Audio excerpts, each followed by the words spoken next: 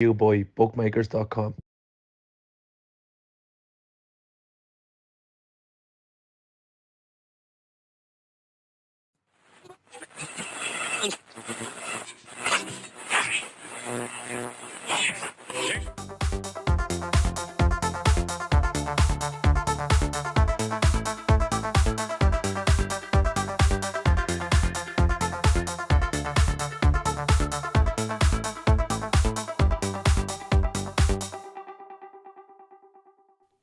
Hello, good evening, and welcome to the LFC Daytrippers. I'm Gav.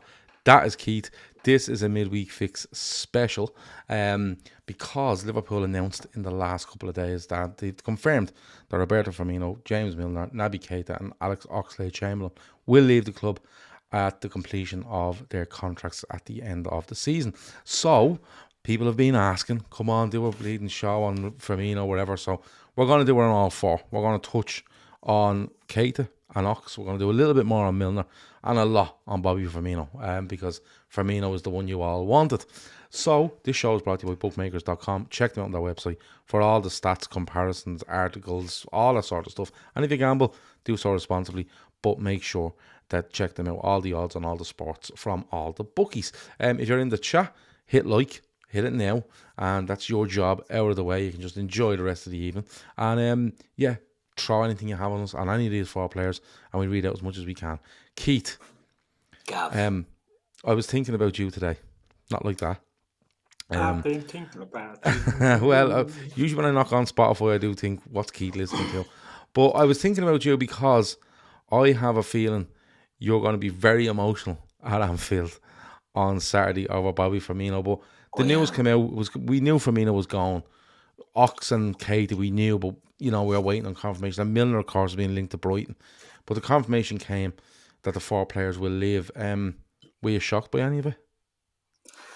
No, the only shock, not even a shock, was I thought Milner may have got an extension. The Bobby news is out a long time, and the other two lads, look, I know we've sort of dug out Naby Keita a fair bit, but he's been at the club for 5 years, along with Alex Oxlade-Chamberlain, who's 6, I think, and we'll talk about them boys. It's the other two lads really that have been the fulcrums nearly of the Klopp era. I know Milner maybe not playing as pivotal a role, and so Bobby as well, but what these lads have given to Liverpool, all four of them, they've all had their moments. But what Bobby Firmino especially, he's the one that I've said it a million times, Gav, he's my favourite of them all. He's my favourite of the Klopp era. He's one of my favourite players, Liverpool players of all time. And it will be very sad. And I hope he gets a run out. Even if he's not fit, I hope he gets 2 minutes. Do you know what I mean? He's in training. Yeah, he's in training, so he's fit enough to train. He's fit enough to have a cameo at the end of this. But I think the scenes at Leicester, I think, are a warm up maybe for what we can expect at Anfield on Saturday. Because people are saying, "Oh, what about Milner? What about Millie? Doesn't have a song." You know what I mean? Yeah. It's hard to be Milner, to sing clap, about clap, Milner. clap, isn't it? Yeah, exactly. Yeah. It's not exactly something that you can sing about, but it's the end of it. I think it's the end of an era.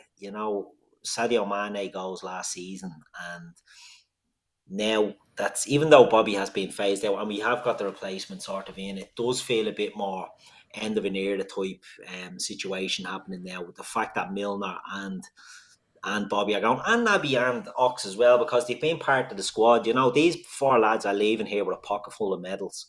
At the end of the day, they've all had their moments and they're all leaving with a pocket full of medals. But I'm just absolutely gutted to see Bobby go, and I'll talk about him in a while. It's going to be a tearjerker. I'll put it that way. Yeah, look, the four of them leave on different levels, and we go through the four of them as we go. It's all been about Bobby Firmino over the last couple of weeks in the build up to the last home game of the season against Villa this Saturday. But the Milner one was kind of in the balance. And it's being confirmed now, where you've seen links to Brighton, and the talk was then Liverpool are still hoping that that they could get something done. But look, Milner's going to move on possibly to Brighton, and I can see the sense in what he's doing there.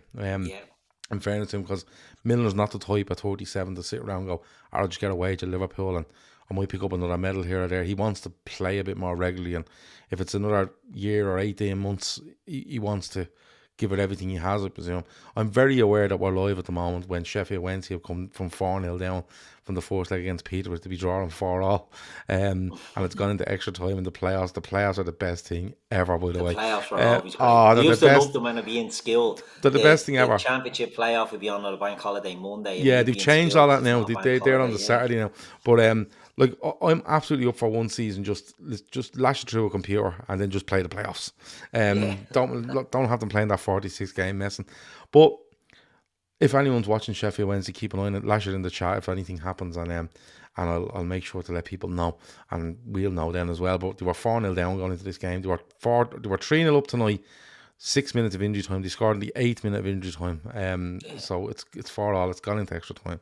But let's have a look at these players, because, and I want to start with Naby Keita. So Naby Keita is at Salzburg. Then he goes to Leipzig.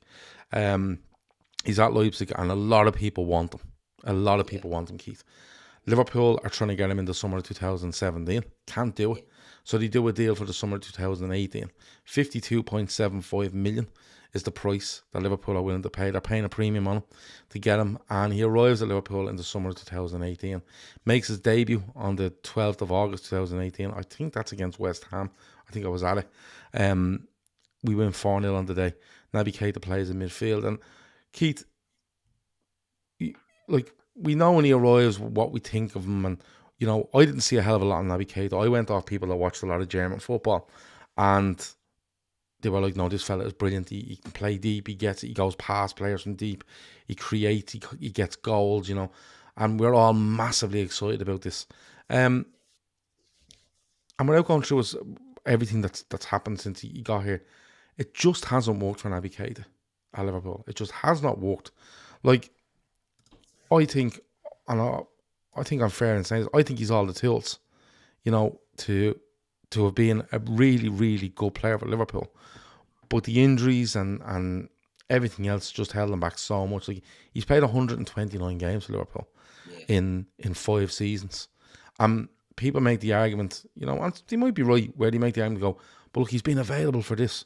But this is a player that was described by Jurgen Klopp as a complete midfielder when he came in.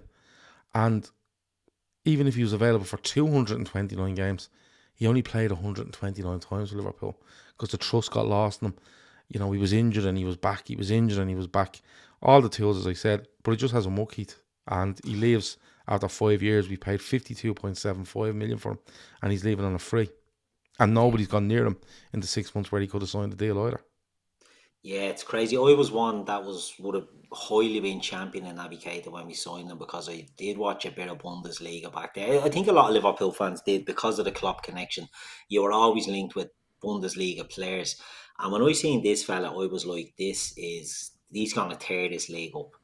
And at the time, I was like, he reminded me of, let's say, a Michael Essien type, you know what I mean? He was box to box. He could do everything. More skillful maybe than Essien, but I'm not saying he was a better player than Michael Essien. I'm just saying that's who he reminded me of. And I thought he's going to flourish in a Liverpool and a Klopp team. And I think the year he stayed at Leipzig was a huge red flag for me, because he seemed to lose a bit of his discipline. Maybe he didn't have that discipline and I wasn't paying enough attention. But once we signed him, the expectation became too high, because we all wanted him. That summer, we brought in Salah, we brought in Oxlade-Chamberlain, we brought in Robertson. We done the deal for Naby Keita. We tried to get Virgil. We ended up getting him in the January, wasn't it? So there was a lot happening. And I think, and maybe I wouldn't have mattered, but I think if we'd have got him in that summer and got him straight away, it might have been a little bit different, because he was nearly behind the 8 ball by the time he got to Liverpool, because we had a year of waiting and being told how brilliant this fellow was going to be. And like I said, I was singing it from the rooftops how brilliant he was going to be and how perfect he was for Liverpool. And his first few games, he starts off really well. I'm looking at him and I'm thinking, yeah, this is good. But slowly but surely, the red flags start creeping in. And it was injuries. And look, players get injured. You cannot help that. But what was the worrying thing for me about Naby Keita was he was picking up injuries early in games. He was picking up injuries in warm-ups. He was... Well, there was one famously where he's away in Napoli. Because he starts off, it is the 4-0 at West Ham. And he's brilliant, isn't it? And then I think our second game of the season might be away to Palace, where he little shimmy. He sends, I think it's your man that's at Everton now, Andros Townsend maybe. He sends him the shot with a turn and hits a lovely ball over the top for Salah, I think it might be. And you're like, this is great. And the idea was that he was a player that, while we were very functioning midfield, he was one that could do all that, but also get beyond and do stuff. But the red flag for me early comes from Napoli, when he goes down injured and he's gone off after 15 minutes. I think he's carried off the fucking pitch. But he's back at the weekend. And someone in the chat there says he felt a lot of his injuries might have been in his head. It's funny, I sort of would agree with that, because he used to come back, and maybe this is more on Guinea. Naby Keita would be ruled out for, let's say, 8 weeks with a fucking, I don't know, an adductor or something, or whatever. He'd get an injury, pick up an injury. Famously had angina as well. He would be ruled out, and 3 weeks later he'd be called into the Guinea squad for an international. He'd go, and I'm like, what the fuck is going on here? Do you know what I mean? Like, why is he going with his national team when he's injured and he plays? So I don't know if it was in his head that he was in. And a lot of players did. Like Arjen Robben was a famous player who, if he felt like, I'm not feeling 100%, he wouldn't play. And he missed a lot of games through injury, but it's because he just wouldn't play through any sort of pain threshold or any injury. And maybe Keita was the same. But that was the one, when he done that in Napoli. And look, not saying he wasn't injured, but I think it was a 12:30 kickoff on the Saturday and he was back. And you're like, hold on a minute here, what's going on? This fellow was stretchered off and now he's back. And I do think there was an awful lot in the head with him.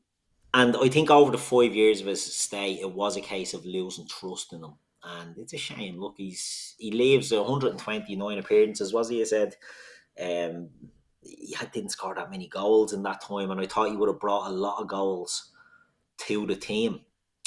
And we didn't really see many. I think he scored a few last season, did he? But I think he gets his fourth goal, might be in 2019. Like it's late into the season, in 18-19.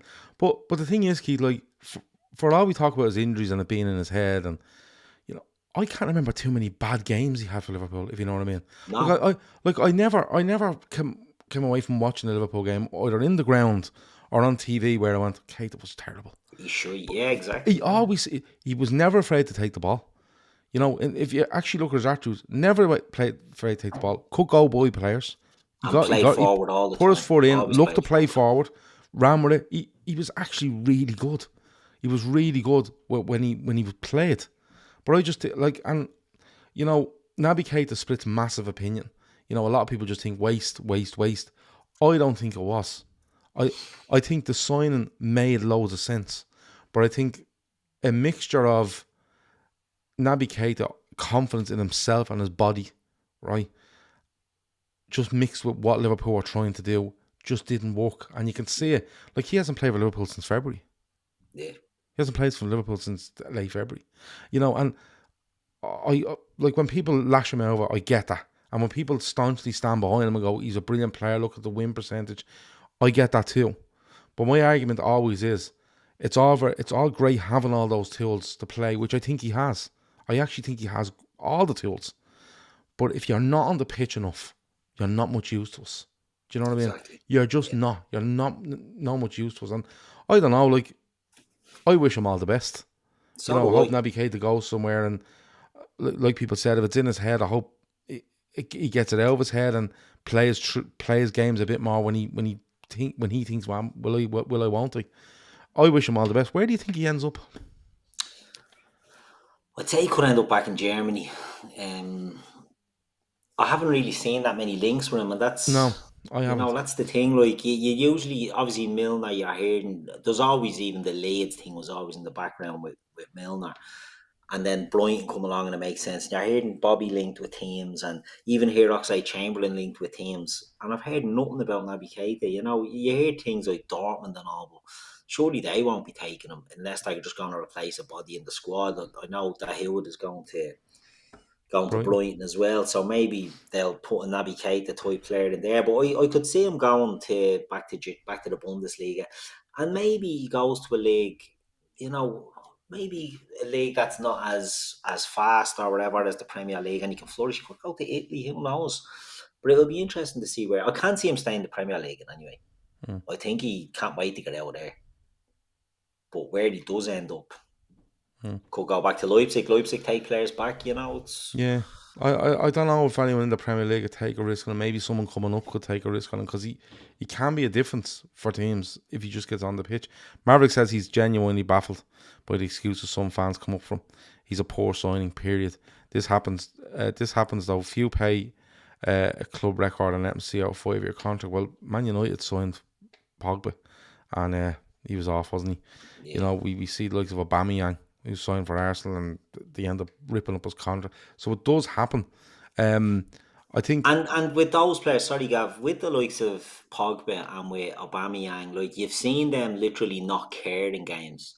Like, I watched them in games and thought their attitude is deplorable.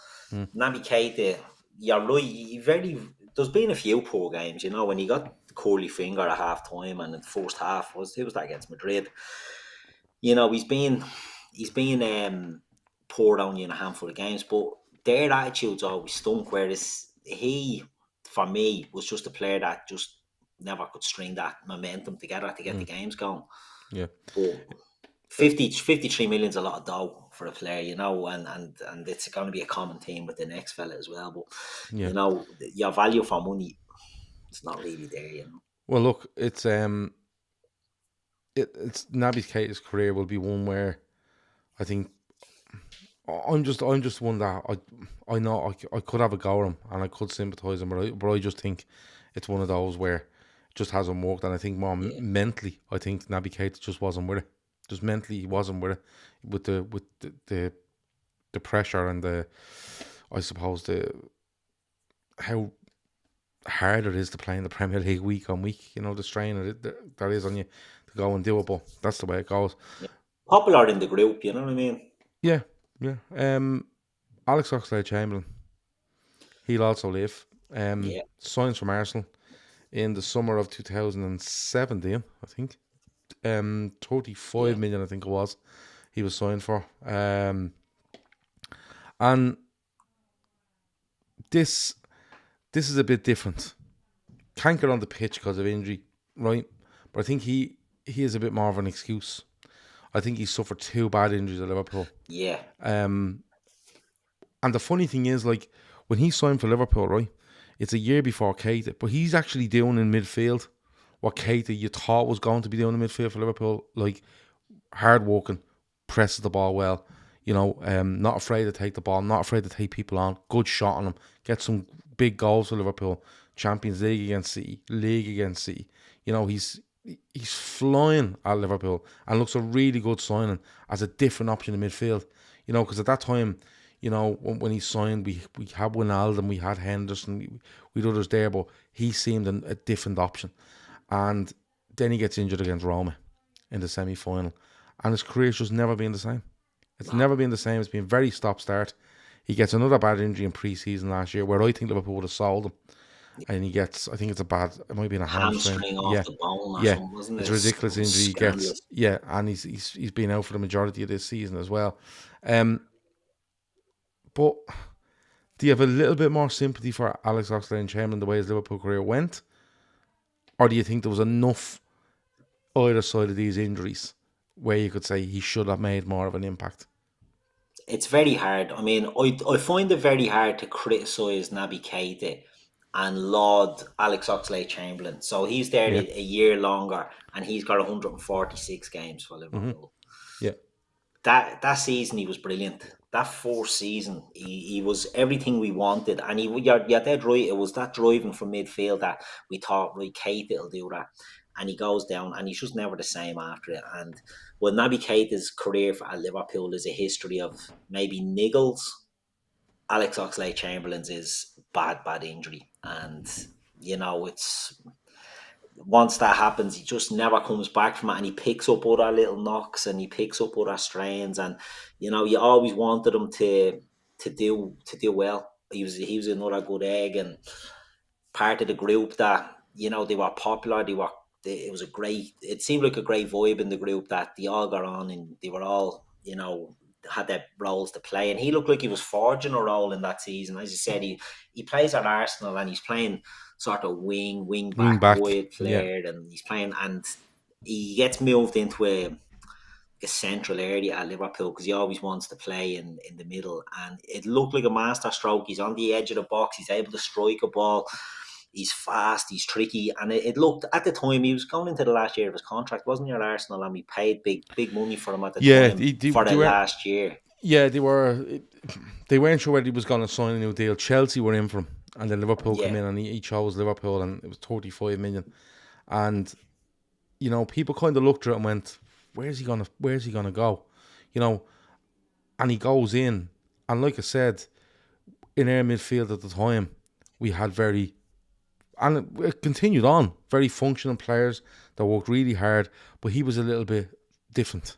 Yeah. He was a player, you know. Now we go on to sign Fabinho the following summer as well, but he was definitely something different. You know, you weren't gonna, when Alden wasn't breaking from midfield and smashing balls in, Henderson certainly wasn't doing that, and he was just, you know, you get to your midfield every week and you go, oh, Oxlade-Chamberlain's in it, that makes sense, because Diesel sit back and he has a shot on him from there, and he's not afraid to go by people. And you have to remember, Keith, he was an option in midfield, he was an option out wide, either side as well, you know. And as it progresses on, like, there was mad stuff in some pre-seasons where, like, false 9 for him, and you're like, what?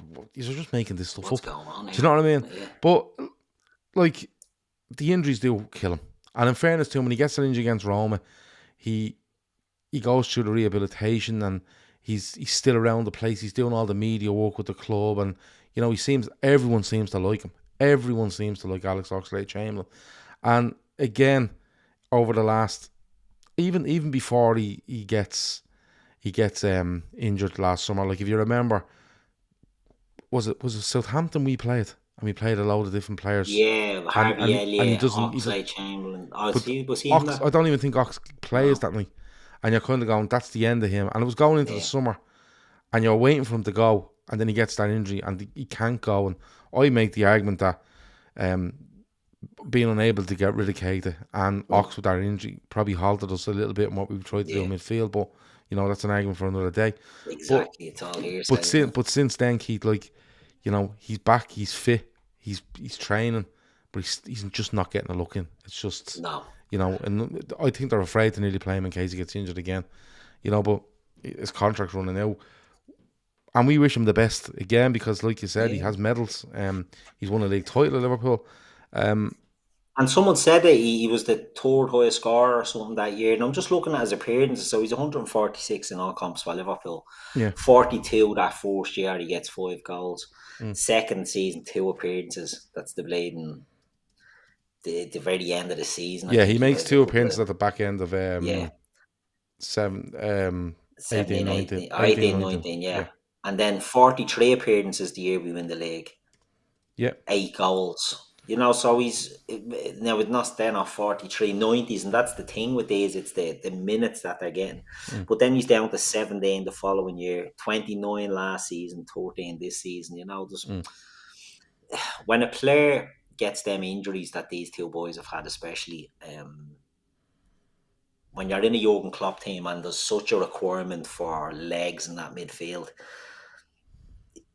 it's hard to get back in, you know. And Alex Oxlade-Chamberlain was flying, and then that hits him, and he just never recovers from it. And it's a shame, you know, because he looked like he was going to be really, really good a squad option. And it's, you know, we're linked with Mason Mount at the moment, and I'm getting similar vibes off Mason Mount. You know, I think he can come into Liverpool and be that sort of forward-thinking player as well. And, you know, it's a long time. It's 6 seasons of Alex Oxlade-Chamberlain, and it's another big money signing that's leaving for free.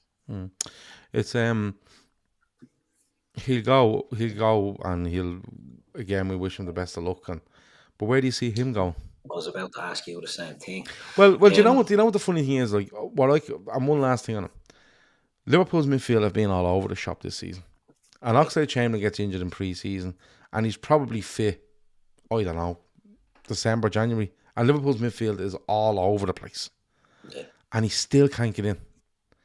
And that must be hard for him, but it probably says a lot about where he is as a footballer right now. Is he that fragile that they're afraid to put him in and do him damage? And all right, people say, well, who cares? His contract's up in June, but Klopp isn't like that. Yeah. Klopp will probably go, listen, I'm just not going to play him. Let him play out his contract. I'm not going to risk him for another injury that could keep him out for another year and a half or whatever it is. Where he ends up, though, he's not going abroad. I don't think he's going abroad. I think Keith might have froze there, so he'll jump out and come back in. I can't see Oxlade-Chamberlain going abroad. West Ham always seems to be the one where you think, that's where he'll end up. But I don't know. You're back there, Keith. Yeah, hold on, I'm just going to kill him there. He'll come back in a second. West Ham always seems to be the one. If you're in the chat and you have a feeling where you think he might go, let us know. I'm gonna get Keith back in here and we'll ask him. Let me see. Keith, are you there now? Are you there, Keith? I'm there. Can you hear me? Yeah. I was just saying, I don't think he'll go abroad. No. I think he'll stay in England. Back to Southampton next season. The Championship says just I can't see it. Yeah. Ox will go back down to London, says Barry. West Ham always seems the one that pops up. It's always them and Villa, isn't it? But could you see maybe a Fulham, or a Brentford, someone like that? Could you see something like that? The thing with Brentford, they seem to like big, huge fuckers, don't they, in their midfield? They seem to like 6 foot plus lads. Yeah. So I think the problem with Ox for me as well is, who's going to offer him a contract? I'd say, and he's on no big one's gonna money rush. at Liverpool. That's what I was going to say. Be on a big wedge there, so no one's going to jump in and say, come to us. I'd say some teams are looking and saying, right, make him sweat and see what we'll take him in, but it's on our terms. It's not on his terms, that way. And that's what happens. Look, Phil Murphy says Bournemouth could be all right as well. Yeah, I think for Oxlade-Chamberlain, the best thing for him now is to make sure he stays fit. Get a good summer through him where he works himself to the point where he's ready, absolutely ready to go. And if it goes well for him, great. If another injury breaks down, that's just where Oxlade-Chamberlain is, and he's going to have to come to terms with that. Although, in fairness, his last 2 injuries have been just horrendous. The sort of way they haven't been. They've just been ones that are mad. Like I always say, if someone is out for 6 months, that's what happens. But if someone is out for 3 weeks and back for a week and out for 3 weeks and back, and then you're going to go, this is just more frustrating than anything because it's constant niggle after constant niggle. Peterborough had gone 5-4 up on aggregate. It's now 5-4, or 5-all, says Raven. 5-1 on aggregate, 5-1 on the night, 5-5 on aggregate. What a fucking game of football. Let's move on though. Yeah. James Milner. So James Milner is at Man City. He's signed by Brendan Rodgers in the summer of 2015, I think. He comes in and people are like, wow, Now you have to remember this. That's 8 years ago now. And he was 29 at the time. Around 29 at the time. 4 or 5 year contract. People are like, what is going on here? They're giving James Milner mad money. People lost their shit, didn't they? Yeah, 150 grand a week for 5 years. He's gone well beyond the 5 years. He's done 8. He's done 8. I think 8 seasons at Liverpool. What can you say about him? Go on, I'll let you go first on James Milner. The thing I always say about James Milner and Jordan Henderson to a lesser extent is they're culture setters. So they set the tone at Liverpool and have done. James Milner has done from the minute he went in there.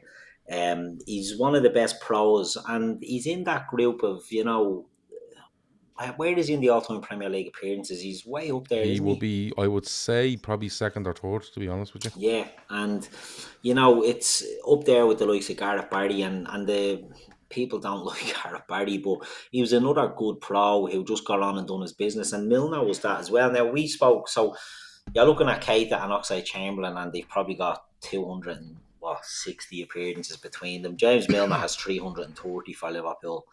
And, over 8 years, He's a averaging lot of 40 them, games a season. yeah, exactly. I'm looking at his 4 season, 45, 40, 47, 45, and then it drops 37, 36, 39, 41 this season. Now, I know his minutes per Yeah. game isn't 90, but, it shows the importance of a player.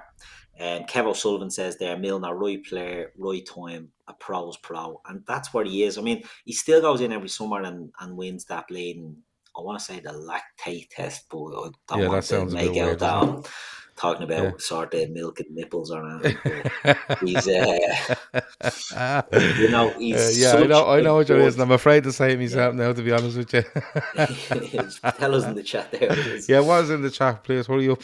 He's such a good pro. He's the model pro, and he sets a tone. And people go on about, you can't give that money to it. I remember at the time, Gav, a lot of people on podcasts were losing their shit about James Milner getting 100 grand a week or whatever. And it's one of the best signings this club has made. Certainly one of the best Premier League signings we've ever made. Because when you get a Milner in there, right, it wasn't always working under Brendan Rodgers, but that wasn't really on James Milner. You know what I mean? Like, Jurgen Klopp comes in and you look at the players that Klopp builds his success on, and we can obviously look at Salah and Mane and Bobby and that, but it's your Henderson, your Lallana, your James Milners. It's the pros in there that'll do all that legwork. Do you know what I mean? It's these lads. Lactic Test. Yes, Yeah. there you go. What did you say? Yeah. Lactate. Yeah, the lactate. Okay. Yeah, I knew we'd get that wrong, but he's still smashing that every year, and it just goes to show, the fella goes in there and he doesn't accept others not putting in a shift. And there's, great teams always had that at different stages. You look at Roy Keane at Manchester United, he was such a bollocks because he wouldn't let them drop their standards. Steven Gerrard, the Crouchy and all saying about when he'd go forced into England or at Liverpool and Gerrard had smashed the ball, and if you didn't control it, you were out of there. These players like that set a standard and they expect you to meet that. And if you meet that, that's happy days. If you don't, you're not good enough. And Milner went in there, he sets the culture, hard work, run. We all knew he went to Liverpool because he wanted to play centre midfield. He didn't like playing on the wing at Man City and Villa and Newcastle and all the other teams. He was sort of shunted about, and he wanted to be seen like a centre midfielder. He goes to left back when, is it Moreno gets injured or was it before Moreno? Was Moreno? He goes to left back in Moreno 16, 17, I think. Yeah, and does brilliant. Yeah, because Moreno comes back then, 17, 18, but then Robertson takes over from him. But like, we speak so much about players that have like shaped Jurgen Klopp's reign. I still think Mane is the biggest of them all. You can argue Van Dijk, you can argue Salah, but when he brings Mane in the summer 2016, he's the one that lights the touch paper for me and puts this plan in place. He's the focal point of that, and it'll go on, and we'll talk about Firmino in a bit as being part of it. But like, I remember his first game, Klopp's first game, and they all talked about how Lallana ran himself into the ground, and there was this, that, and the other. But Milner plays a huge part, because Milner, remember, comes in signing for Brendan Rodgers in the summer 2015. All of a sudden, Brendan Rodgers is gone within 4 months, and Milner is kind of looking, going, well, hold on a minute, I want to play in midfield. Rodgers likes to hold the ball and he likes to play football. Klopp wants to come in and just everyone to go mad and chase. And would it suit James Milner at 29 years of age? He already had, remember, 11 years of, probably more, 12 years of professional football under his belt at this stage. But you're right. Like someone says in the chat there, big penalties. He's the man that crosses for Lovren in Dortmund. He scores big penalties in the season we win the Champions League. There's more in the year we win the league. He goes and plays at left back, not a problem. His effect on the team dwindles, I suppose, and his impact dwindles as the years go on, and that's fair. That's the way it should go. You know what I mean? I don't know, a Pirlo that's just ridiculous. Do you know the sort of way? And I do remember, 150 odd grand a week, and people are like, that's 35 million over 5 years. And you're like, yeah, but just signed a 29-year-old midfielder that's won loads. He has all the experience. He was coming in then around the time when we had the likes of Emre Can in midfield. There was youngsters around, and I've no doubt that every player that's come into the club since James Milner or since Klopp is there, James Milner will be at them. This is what it's about, and like you say, set standards. And people go, "Oh, how does he set standards?" With James Milner, you must do everything right. You can be whoever you want, but you must do everything right. And you can see that in him every single day. The condition he's in, for the amount of miles he has in him, as predominantly a midfielder since 16 years of age at Leeds, 20 odd years ago, is absolutely scandalous, the condition he's in, and how he can still get out and possibly still play 90 minutes of Premier League football. 20 years, 20 years, 855 games. Yeah. This fella has seen and done it all, and he's not retiring. That's the thing. He's not retiring because he feels he can still contribute. And I think, Liverpool fans, we realise Liverpool's midfield needs an injection of, He's 35 appearances, says Emma, behind Gareth Barry, 15 behind Giggs in second place. So he could easily end up, if he does another season, and he say it's at Brighton, and it's one of those where he does play, a fair amount of games next season, he could end up being, the highest appearance maker in Premier League history. And he's had the most with us, and he's 20, as you said, he's 29 when he comes to us, but he's had his most appearances by a long way. I think City were the last 200 something ahead. But when you look at he's Leeds through and through, right? Yeah. He plays with Leeds. He heads off from Leeds, I think, to Newcastle. From Newcastle, he heads to Villa. From Villa to City, and then to Liverpool. And when you hear him now talk about Liverpool, I think as much as he's done on the pitch, remember that big, he had the late penalty against Leicester the year we won the league. Things like that. Big penalty, the penalties always stand out. He's plenty of assists. But when you hear him talk about Liverpool Football Club, he literally says, I'm a Leeds, I was born Leeds. Yeah. I played for Leeds, but a lot of me is red, And Man City, Aston Villa, Newcastle, with all due respect to them, don't touch him. They haven't got to him as much as Liverpool have got to him. The Champions League night against Barcelona, he comes on at half time. He has to go to left back. Right? He plays 45 minutes at left back, and Barcelona are trying to batter us because we've battered them, and he stands up to it. Do you know what I mean? He appears in that Champions League final. You know what I mean? He's just done the lot for Liverpool. He's won everything he can at Liverpool. Everything, but I think bar the Europa League, actually, he was there for the Europa League. But what a servant to the club. And I think everyone will be very sorry to see him go, Keith. Yeah, he will. He'd be a big loss. I think Klopp will be sorry to see him go. Do you know what I mean? Even though, you do have to move on from these things. I think Klopp will be sorry to see him go.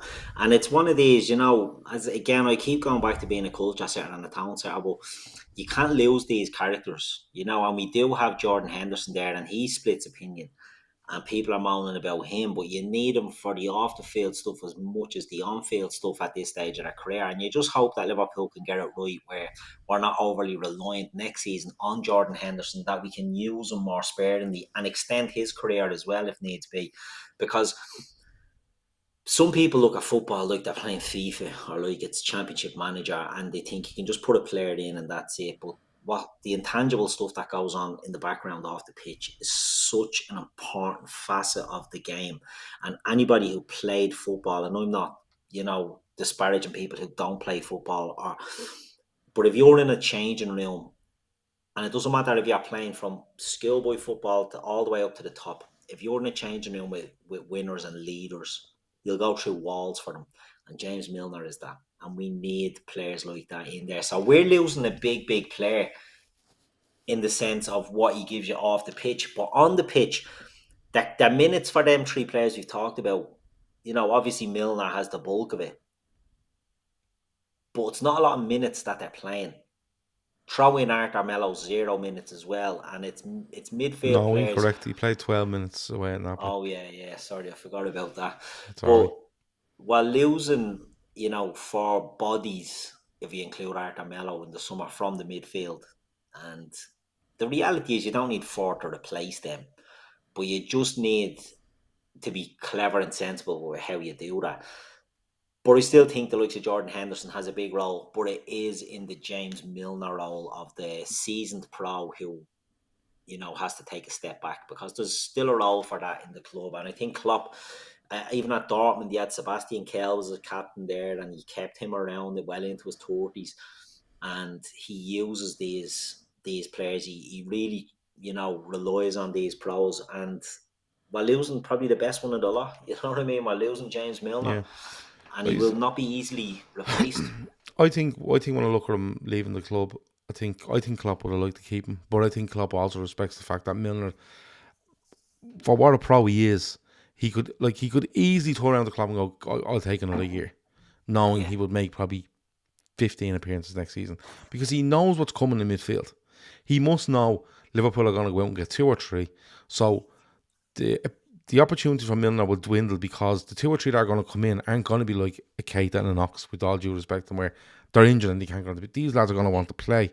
They're going to want to play, and they're going to want to be on the pitch. So that pushes Milner, although he's probably down low in the ranking of who plays for Liverpool, his opportunities right now, if you have 2 or 3 midfielders, is low.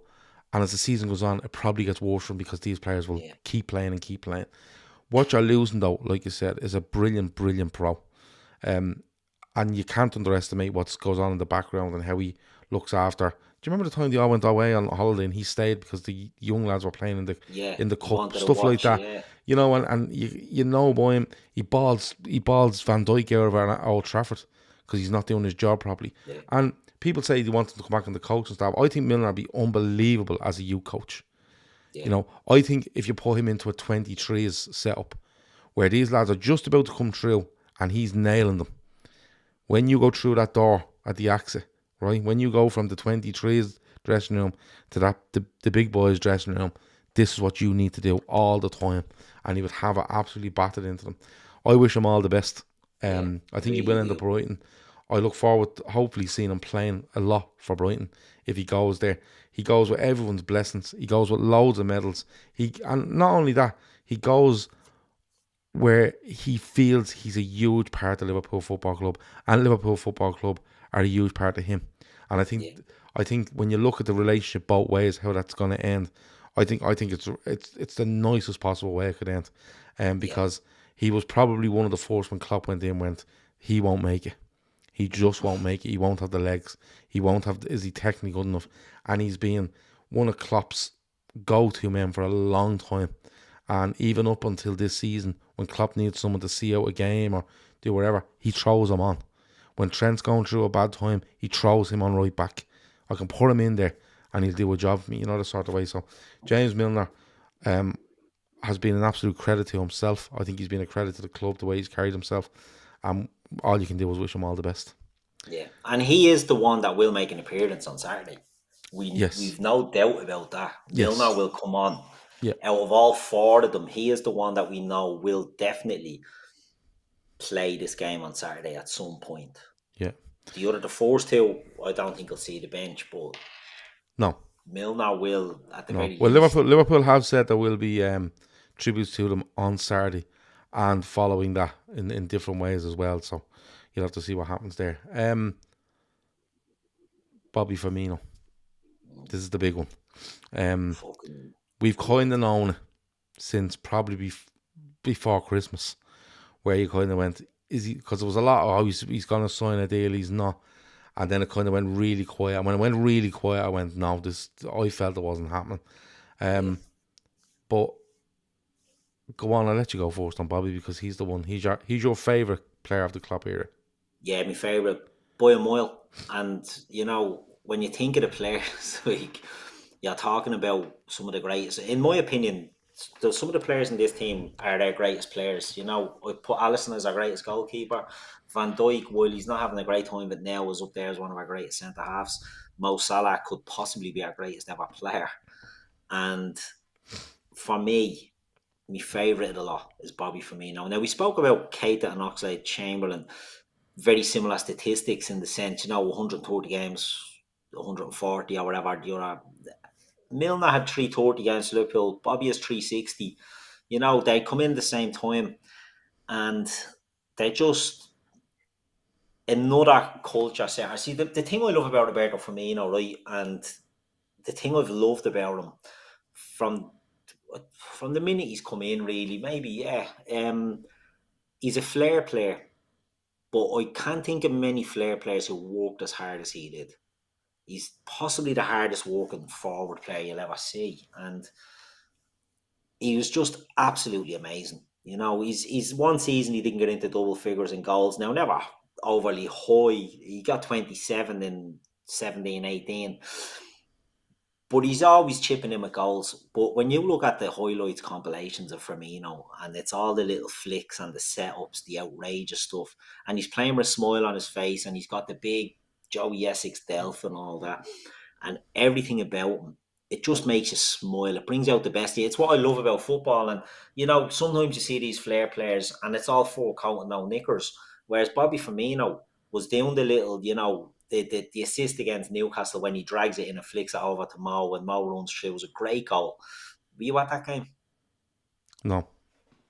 Were you not in Anfield when someone who was at Origi came on? Did Origi start that? I think I can't remember. He done this little flick and Origi did start. He was woeful. Yeah, Muck. He was.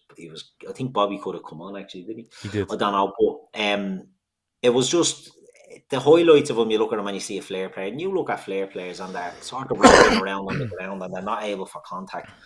He was digging in, pressing from the start, going back. What we lost when Firmino sort of started to come out of that team was a huge part because it affected the midfield because he was essentially another midfield player in there. He was sitting on the lip of the defensive midfielders of the other team.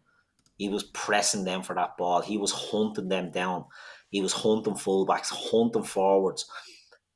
Everything about him. You can look and you can talk about him as a flair player. You can talk about him as a worker. And it's very rare that you get that in a player. And for me, it's just been from day one till day end, the last day he leaves the place, he's one of our best players, in my opinion. He's one of our best forward players of all time. And Liverpool have had some great forward players. And we've said that about, Sadio Mane. We've said that about Mohamed Salah. And I think you can't leave Bobby Firmino out of that. I think you cannot leave him out of that. I mean, Liverpool, look, I'd put him ahead of Michael Owen. I'd put him ahead of a lot of top Kevin Keegan, Ian St. John, all these legends of Liverpool. And Michael Owen, people like to, forget, but Michael Owen, when he burst onto the scene, and we'll remember, that kid was fucking outrageous. I have him ahead of all them. Like, I think he's been absolutely sensational, and he's the player who'll miss the most, you know what I mean? And James Milner will get a great send-off. The other two lads will get a good send-off on the day. But Bobby Firmino, that song is going to be absolutely rattled over on Saturday. And even the song, it's the best chant. It's everything. It gets the place bouncing. He's just epitomises everything about Klopp's Liverpool. People say, well, Brendan Rodgers signed him. I'm sceptical of that. Well, because he didn't know how to fucking use him. I'm glad you've touched on that because we're linked with Bobby Firmino. This is Ian Ayre that heads off to Ian Ayre Chile or something, isn't it? He goes off to somewhere in South America and gets Chile. the deal done on his big motorbike. And the rumour going around at the time was that Liverpool wanted to sign Roberto Firmino from Hoffenheim, right? 29 million, I think it was. It was rising up to 29 million, I think. And the talk was that Rodgers was okay with this, but he wanted Benteke as well. So I'll take him if you give me Benteke, which turns out to be, like, that's just where Brendan Rodgers ended up, right? Fucking madness. But... And I think I might be imagining this, but I remember when he signed for Liverpool, there was this thing going around of a clip where he's at the edge of a basketball court and he flicks a ball over his head and it goes with his foot and it goes into the net. And now I might be completely imagining that, right?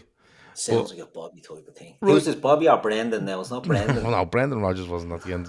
Brendan Rodgers was too busy fucking polishing the big portrait of himself over the bleeding over the fireplace. But he's going to Liverpool, and I could be imagining that. If anyone knows it, let me know, right?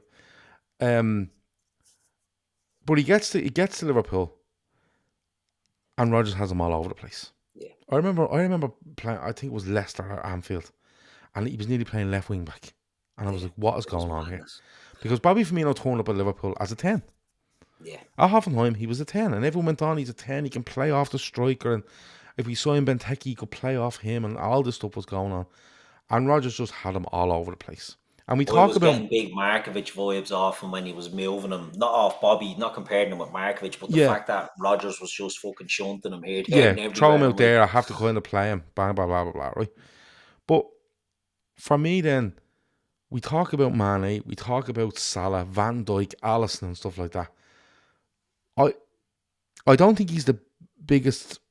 He's not a Klopp signing, but I don't think he's the biggest influence overall. But I think he's probably the one that has the most influence over X amount of players on the pitch. Yeah. Because I don't think Salah and I don't think Mane do what they do without Firmino. Because Firmino 100%. Turns up, right, and says that. Just says it's true. He does a couple of kicks up and scores in the basket. Yeah, I thought I was imagining it, but and then people were like photoshopped, and I was like, who gives a fuck? He's doing it. You know, he's their player now. I believe it completely that he was doing that. Gospel. Yeah, absolute gospel. But he goes from being a 10, you're going to be a 9. But you're not going to be a 9 where we're looking to score loads of goals. You're going to be a 9 where you're right. He sits on centre backs, then he lurks around defensive midfielders. And there's players out there that can win ball and kind of get it back to him. But he was winning ball and then bang, he was killing teams. Yeah. You know, the sort of way he'd run, he'd press. He was so intelligent that where he could press and where he couldn't. And then when he won it, Salah and Mane absolutely just lapped it up off him. You know, the sort of way. Probably doesn't score enough goals for Liverpool. Put it out there. I think that's fair. But fair. When you balance it out with the amount he scored, right? The amount of assists he has, and probably, in fairness, like these ghost assists that they call off the pass before the pass, I'd say he ranks up massively in it. He plays with a smile on his face. He scores the goals that wins us the World Club Cup. You know, he scores big goals. That one against Newcastle where he does that flick for Salah. He doesn't actually even, I think he does a better one at home to Bournemouth where he's played down the side and he just does this half back heel to Salah and Salah just slots it in the corner at the Kop end. Some of the stuff he's done, Arsenal hate him, right? Because he's torn Arsenal apart a few times. But just the way he's played, never announced a trouble.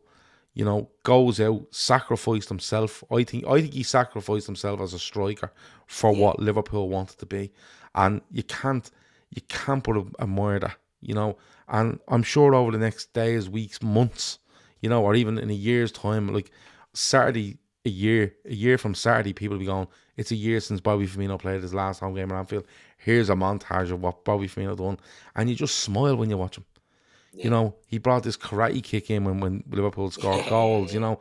He scores that famous header against Spurs when Tim Sherwood said he wasn't worried about Liverpool winning headers in the box. You know, there's another one at Southampton where Salah plays it to him and he actually chips a Cruyff turn to him really and flicks it up into Salah. And there was a big thing at the time, I think it might have been Henry going on about it, saying he does that deliberately. He deliberately lifts the ball so no one can get at it and Salah scores there.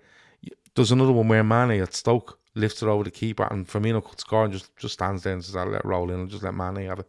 You know, things like that. He just worked so hard for the team. He's won a league, he's won a European Cup, League Cup, FA Cup, he's won the World Club Cup, he's won the Super. He's won it all. He's won it all with Liverpool. A key player in it all. A massively key player because, like, let's be honest about it.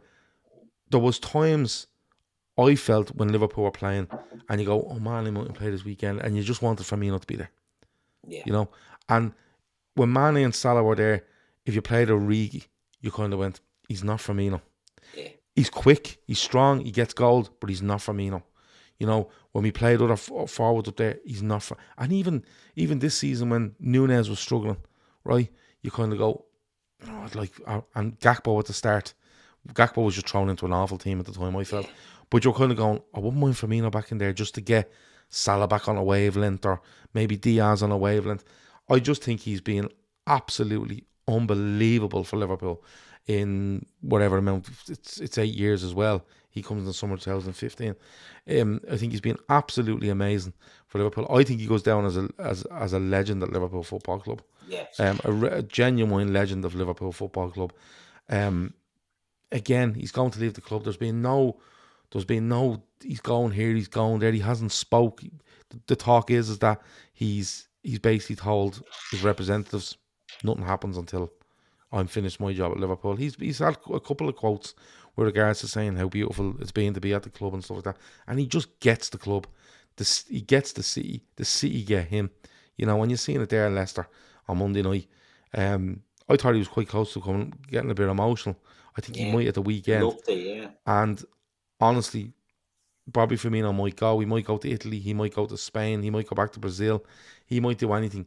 But honest to God, Bobby Firmino will always be Liverpool's Bobby Firmino, regardless of where he played before, regardless of where he played after, regardless of how many games he played for Brazil.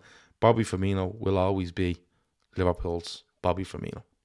Yeah, and like you said about Milner, you know, Milner coming out saying that despite where he played, he felt like that he connected with Liverpool, and Liverpool touched him more. Whatever Firmino got, I'd be fucking sick if he goes anywhere in England. I don't think, Chelsea or Newcastle or something. I can't see it. Can't say it myself. I think, there's all talks of Barcelona and AC Milan and these teams that hover around free transfers.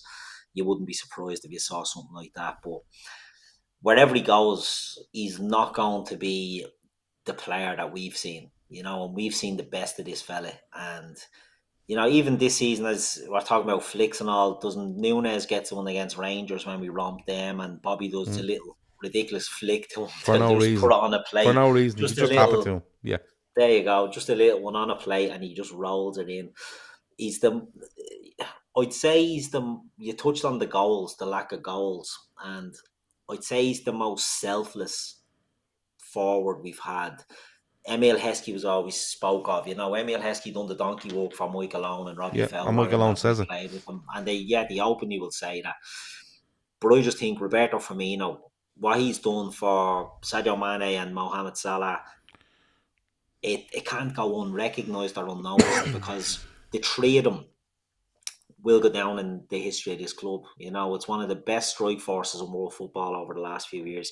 It's players that have gone toe to toe with the very best and won. They were the fulcrum of the team that were going against Man City. They were the heartbeat of the team. And Firmino was the heartbeat of the team. In my opinion, he was the one that was, he was starting the press. He was chasing players down from the front. Man City didn't like him. Arsenal didn't like him. What's your favourite Firmino goal? Well, there's more moments coming up here than anything else, because Chris Back says, remember the Firmino smirk after the Salah Mane argument the way at Burnley? Yes, where he comes up the tunnel. My other one of my favourite moments is where they pretend to do an advertising campaign. They're in the boardroom and he does that knowledge thing, Favourite goal? If you have a favourite Firmino goal or you have a favourite Firmino moment, throw it in the chat for the last 5 minutes. Somebody did say, I think it might be in G10, so we should do a show about like what we're doing here on Milner on his own. I'm sure we will, I think, but if we're only talking about what people wanted us to talk about. We've literally been bombarded with stuff this week saying, please do something on Bobby Firmino. But we didn't feel we could do a show on Bobby Firmino and leave the other three lads out. I don't think that's respectful. But for Firmino's getting possibly 10 more minutes than the rest of the lads are getting on this show tonight. His favourite goal... It's hard to look past the Arsenal one where he slaloms through his body. That's mine. Yeah, I think that's hard. And he leaves them on their arse. That's mine. Yeah. Antio Sil said the chipped goal versus City. That was brilliant where he brushes stones off. Yeah, that was good. That was a great one because it was the hope that it wasn't going in that was killing them. It was a little. Yeah. It's going. He scores one away at Stoke, and I want to say it's 15-16. It's late on in the season, and Was that when him and Coutinho came on or something? Yeah, and the ball comes over the top and he rattles it in. Yeah. The Spurs last minute winner in 2021 after Sherwood saying he wouldn't score. Yeah, that was good. O'Sheen says that. Dancing through the Arsenal defence, says Charlie the Red. The PSG one, says Ashley L. Yeah. Do you remember when he puts his hand over his eye because he had the issue with his eye? Gav, I didn't mean to be smart or tell you what to do. Just think Milner really was great here. Says G10. No, I'm not. I don't think you're being smart at all. But I actually have an idea for a show where Milner and Firmino would feature heavily in it again when the season ends, but we'll get to that. But listen, we can't say much more on James Milner. He's just being I just think Firmino stands out a bit more because of he's at that end of the pitch, the sort of way. It's like if you were to talk about Van Dijk or talk about Salah, you'd end up talking about Salah more because of the goals and different things.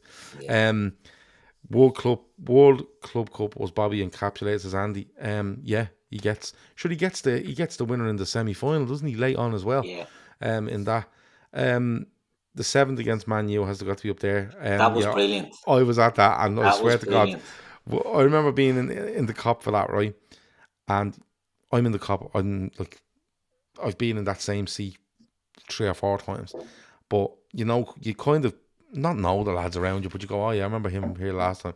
But everybody in the circle around us were kind of going, if Firmino comes on and gets one here, the sort of way.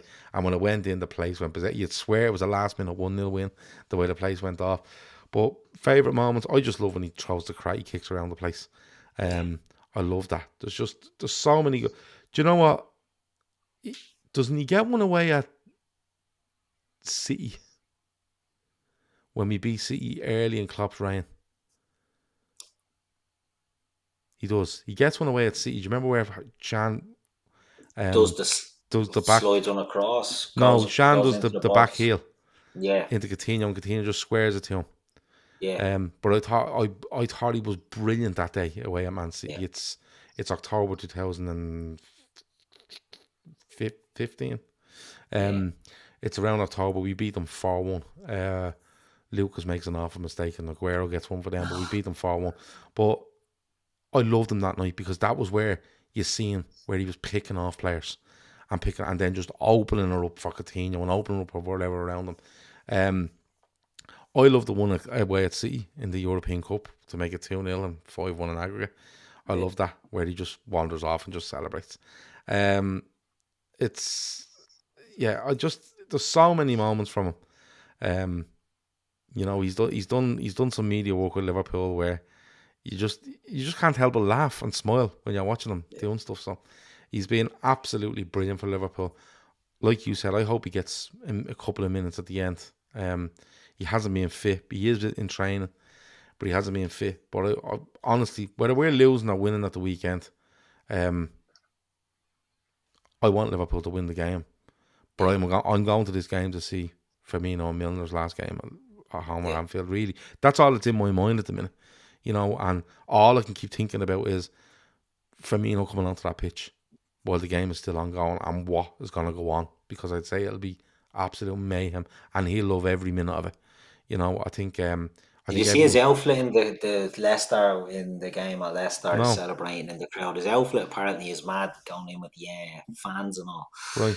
He's big on the scene. And his missus, just funny you said about that he looked emotional. I think his wife came out saying, that it was just amazing, and he was very touched by the reaction of the fans, and that's where Bobby will be. He'll be in the hearts of all the fans. I don't think there's many Liverpool fans that. I'd be surprised if there's any Liverpool fans that really sort of want to see the back of him. I'd have loved them to extend him, even though he's not playing. I'd have loved to extend him. I think when you, I like the way it's happening though, because usually what happens is a player falls out of form, out of favour. You don't see him for 6 months, and he just disappears after a brilliant career. You've seen it before. Where I think with this one, Gakpo's definitely the replacement, and Gakpo's just shown so much at the moment that just looks to me like you could nearly ask Firmino just to stay for another 6 months and not play and just go, listen, you just tell him what to do, because Gakpo looks like he has all the tools. But the way it's being done, he's had niggling injuries. He's come on, he's scored a couple of goals, and he's got some games. I think it's just nice, and we're not going to find out about it after Southampton on the 28th of May. We know about it in the run up to the last couple of games of the season, so it gives fans, whether you go home or whether you go away, to salute Firmino. You have a chance now home and away to salute Milner, Ox, Keïta, whatever way you want to do it. You know, it's the right way to do it. I think it's a respectful way to do it, and I think the respect, particularly I think with Milner and Firmino, is very much mutual. You know, the club are respecting what they want to do, and the players are respectful enough to go, yeah, go and release it, and I don't mind all the, because they get hassled for the next 2 weeks. You know, but I think it's a nice way to do it. Emma touches on a good one there as well, playing the piano in his house when he's doing LA. Yeah. They bring a tear to a glass eye, you know, it's just... Yeah. And then he's just dipping people in swimming pools and telling them, you're baptized now. And like, nobody knows if Firmino has the certs to baptize people, but who's questioning Is he the baptizer or is Alisson the baptizer? No, I think Firmino's a bit of it, isn't he? They're all into that. I think Bobby got into it as well, yeah. I think Bobby done the old apprenticeship, the old Foss course. But anyway, look, we're going to go. I told Keith an hour. He said famous last words. It's an hour and 6, so we haven't been too bad. I've really enjoyed it. I wish Naby Keita, Oxlade-Chamberlain, Milner, Firmino all the best in the future. I don't want any of them to really play in the Premier League, but I think you're going to see Milner do it. I don't know about Ox, Kate, I'm not too sure. I think Firmino might go and have a nice year or two somewhere in Spain or Italy, and he absolutely deserves it. He might go back to Brazil, you never know. But that has been the Midweek Fix special. It's going to be an emotional day on Saturday at Anfield, watching these players, or some of them, for their last appearance.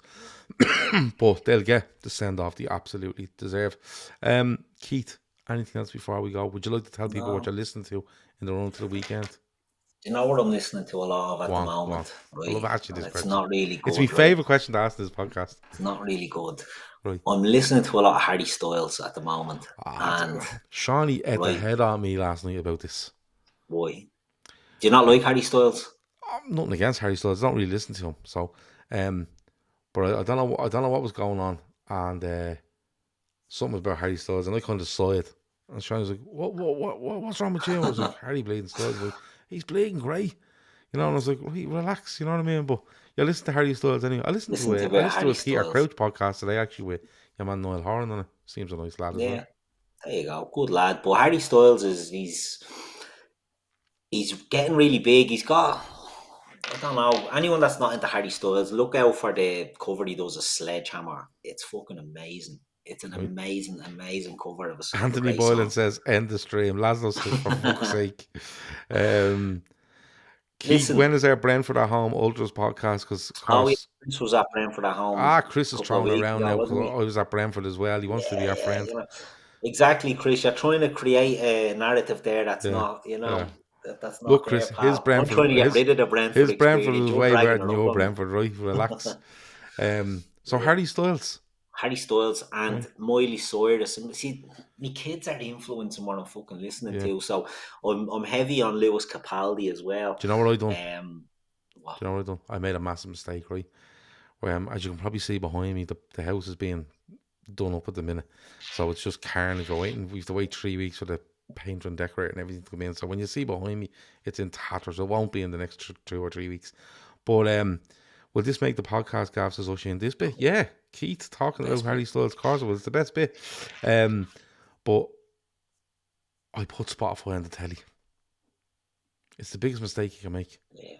Because your kids go to the telly now, they click on the Spotify app and they're typing in all sorts of stuff. And I can't even understand the things they're saying. And I know I sound like me dad used to say this to me 30 years ago, but I can't understand what's going on. Do you know what I mean? She's listening to a lot of these songs that are just songs that are sped up now. They're just songs that they sped up a little bit. And she's like, they're deadly, aren't they? I'm like, can you not just listen to the normal version? So anybody out there with kids, do not put the Spotify app on your TV. It's murder. Don't do it. Yeah. But I'll try to get it. Once your kids get your Spotify, you're fucked. Gone. People look forward to their year-end review and all that. It breaks my heart. Well, Fucking you see, I breaks my have the heart duo every thing. year. You know the duo thing?